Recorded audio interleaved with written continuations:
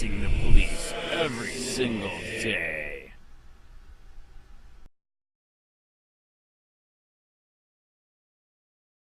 License to kill policing to get a trial run in Rio de Janeiro.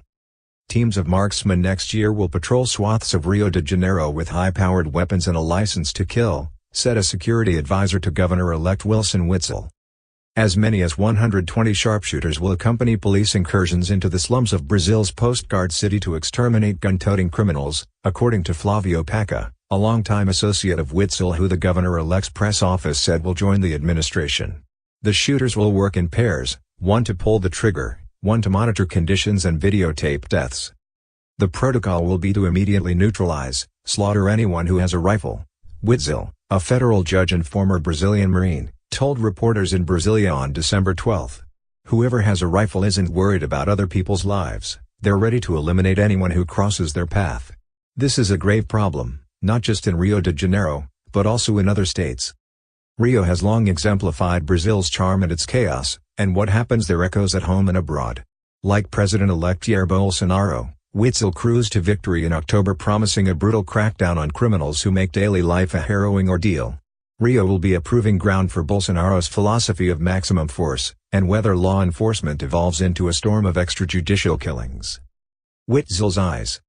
Witzel declined Bloomberg's interview requests and declined to comment on the sharpshooter plan Paca described. Rio's homicides last year surged to an 8-year high of 5,346 and robberies and muggings have more than doubled since 2011. In February, President Michel Temer put the army in control of security through year-end and Witzel, as he takes over, intends to seek out the fight. Witzel will create a security council that answers to him directly and envisions a web of surveillance and control. He plans public-private partnerships to purchase as many as 30,000 security cameras, according to his press office. This month, he traveled to Israel to visit Elbit Systems Limited and Israel Aerospace Industries Limited, both of which work on drones. Paca said the unmanned aircraft will gather facial images of drug traffickers holding weapons so police will have evidence to arrest a suspect when he emerges from his neighborhood. Distant death.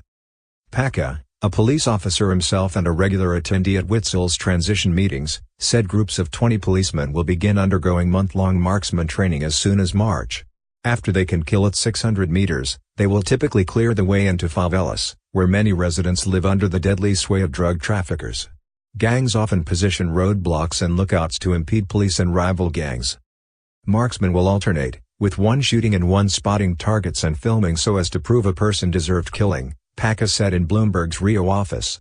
Society and jurists are shifting their views of what constitutes imminent danger that justifies lethal force, he said, and targets don't need to be actively shooting. That concept is changing. It's not for nothing that Bolsonaro was elected, not for nothing that Witzel was elected, Paca said. He pointed to a jewelry store thief who this month used an octogenarian as a human shield during his escape. As he stumbled, officers shot him dead at point-blank range. The people gave the police an ovation. That's what you're going to see. Read a quick take. Will change in president take Brazil forward or back? Bolsonaro has said cops who kill should be given medals and has promised they will be legally protected. Days after the election, video showed Rio police loading the limp, bleeding bodies of two young men accused of drug trafficking into the bed of a pickup.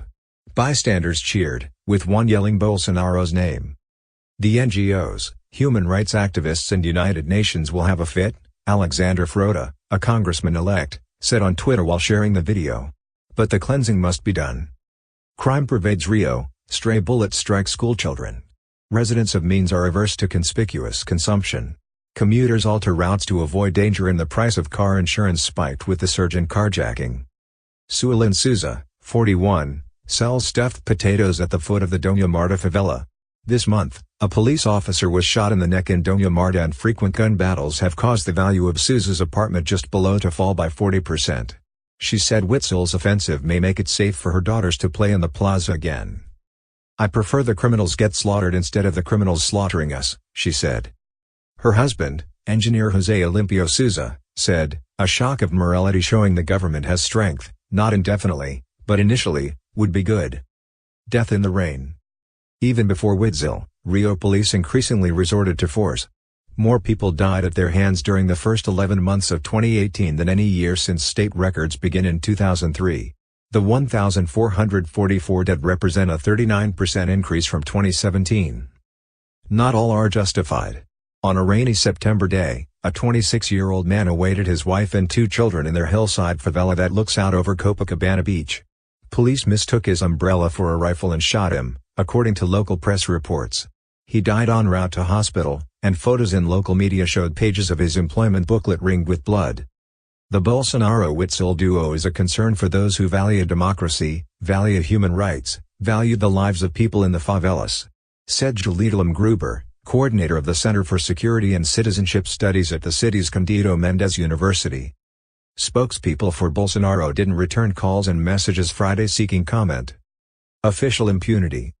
General Richard Nunes, Rio's acting security secretary, said violence alone can't solve the issues and that the military has strengthened institutions and recovered operational capacity with training plus new equipment.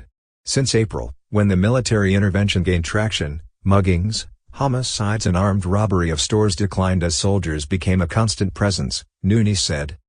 If we don't address public security with a broader vision, instead of thinking things get resolved by tactical, direct confrontation, the tendency is for indicators to worsen, Nunes said. He called the jump in police killings this year totally undesirable and unexpected. So violent now. As long as police face few consequences for killing people, the cycle of violence will remain, according to Daniel Wilkinson, America's managing director at Human Rights Watch.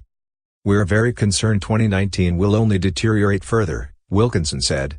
This isn't naivete about the problem, this comes from understanding what a serious problem this is for members of communities where you have gangs, and for police officers who have a very difficult job. Celia da Silva, a single mother of 4 who sells bottled water at traffic lights, said traffickers walk around her favela brazenly shouldering rifles. Her daughter was mugged 3 weeks ago by 4 men in the neighborhood below. I hope for a new change, with it so violent now in this city and this country, she said. It's not just the little corner where I live. Hey Charlotte County, this is Charlotte County COPWATCH. I am using any video here with under fair use if you have criticism, reporting, teaching, etc. And please donate. I do not make money from YouTube, and there are different ways to donate in the video links. Thanks.